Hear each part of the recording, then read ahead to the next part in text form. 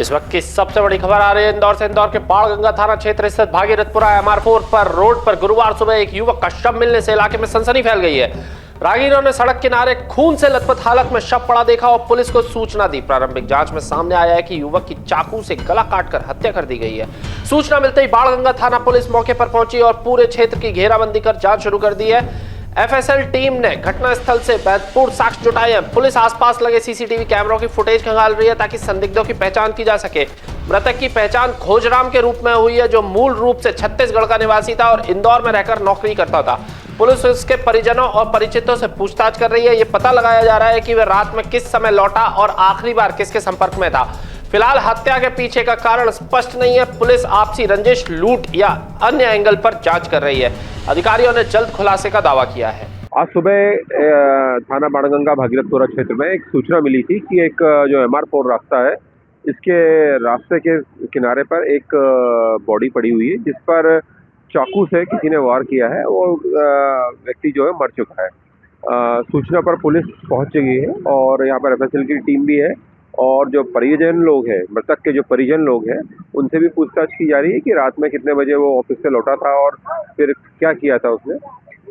अभी चूंकि प्राथमिक स्तर पर है, जो मृतक है उसका नाम है खोजराम। ये मूलतः छत्तीसगढ़ का रहने वाला है और यहाँ पर नौकरी किया करता था। एक और बड़ी खबर आ रही है। 9 करोड़ रुपए के चेक बाउंस और लोन डिफॉल्ट मामले में तिहाड़ जेल में बंद अभिनेता कॉमेडियन राजपाल यादव की जमानत पर आज अहम सुनवाई होनी है। यह मामला साल 2010 का है, जब राजपाल यादव ने अपनी फिल्म अता पता लापता के निर्माण के लिए मुरली प्रोजेक्ट्स प्राइवेट लिमिटेड से 5 करोड़ रुपए का कर्ज लिया था। फिल्म बॉक्स ऑफिस पर फ्लॉप रही थी और आर्थिक नुकसान के चलते वो तय समय सीमा पर रकम नहीं लौटा सके। बताया जाता है कि कर्ज चुकाने के लिए दिए गए 7 चेक बाउंस हो गए, जिसके बाद कंपनी ने उनके खिलाफ कानूनी कार्रवाई शुरू कर दी। यह मामला वर्षों तक अदालत में चला। 2018 में उन्हें 6 महीने की सजा भी सुनाई गई थी। हालांकि बाद में वो जमानत पर बाहर भी आ गए थे, लेकिन ब्याज जुड़ने के साथ यह रकम बढ़कर करीब 9 करोड़ रुपए हो गई है। हाल ही में दिल्ली हाईकोर्ट ने उन्हें और मोहलत देने की याचिका खारिज करते हुए आत्मसमर्पण का निर्देश दिया था। 5 फरवरी को राजपाल यादव ने तिहाड़ जेल में सरेंडर कर दिया। बड़ी खबर आ रही है दिल्ली से। आज यानी 12 फरवरी 2026 को देश भर में ट्रेड यूनियनों ने भारत बंद का आह्वान किया है। 14 केंद्रीय संगठनों का कहना है कि नई श्रम संहिताएं श्रमिकों के हित में नहीं है और नौकरी की सुरक्षा कमजोर करती है। ऐसे में आज बैंकों पर बंद का असर रहेगा, जबकि आवश्यक सेवाएं जारी रहेंगी।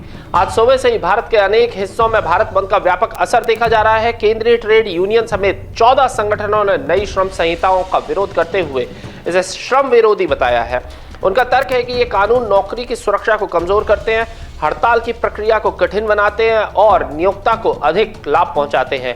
यूनियनों की अन्य मांगों भी, जिनमें मनरेगा बहाली, पुरानी पेंशन निजीकरण विरोध, बीज विधेयक वापसी और NEP 2020 में बदलाव शामिल है। बंद के चलते बैंकों, सरकारी कार्यालयों, परिवहन, कोयला खदानों, फैक्ट्रियों पर असर पड़ता है, जबकि अस्पताल, दूध और राशन जैसी आवश्यक सेवाएं जारी हैं। वर्षों में ये दोनों किसानों और श्रमिकों की बड़ी साझा मुहिम मानी जा रही है। एक और बड़ी खबर आ रही है बैंकिंग सेक्टर को लेकर। अर्थव्यवस्था की बड़ी खबर है। SBI की ताजा रिपोर्ट के मुताबिक भारत और अमेरिका के बीच हाल ही में हुई ट्रेड डील के चलते भारत का ट्रेड सरप्लस 90 अरब डॉलर से भी ऊपर पहुंच सकता है।